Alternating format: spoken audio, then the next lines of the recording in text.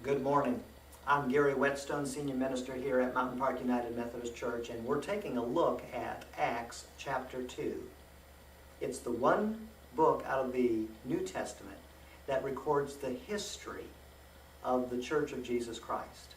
We have the Gospels that gives us the earthly ministry of Jesus and the grand message of his death and resurrection. Acts of the Apostles describes how the church got started and what followed.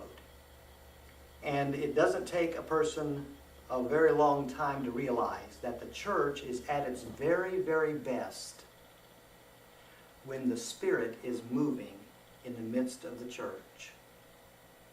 Some years ago, the United Methodist Church offered this program entitled Catch the Spirit. And it pointed this very fact out. It was saying that God's Spirit oftentimes is moving.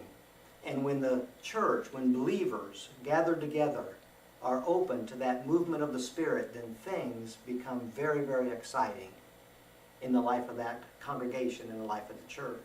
And that certainly is true as we have this history of the church given to us in Acts of the Apostles. In chapter 2, the church is born. And it's born as a product of the Spirit's movement.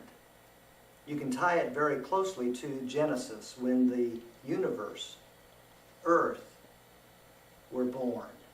It was the Spirit that brooded over that chaos.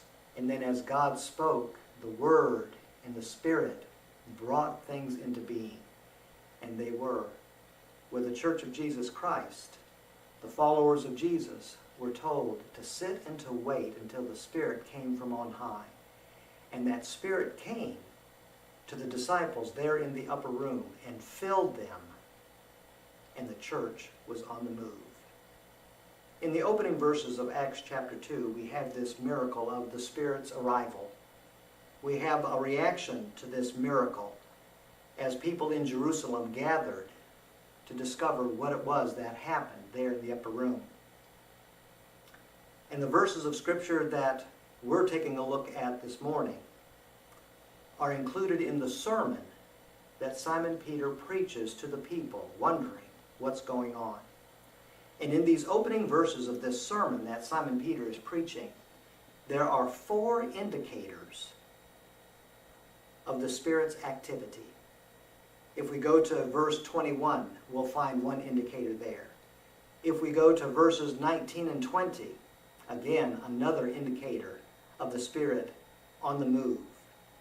If we go to verse 18, we will also discover there an indicator of the Spirit's activity. But even as Simon Peter begins to speak, we find there in verse 14 another indicator of the Spirit's presence in the life of the apostle and in the life of the church. The question I have is the Spirit moving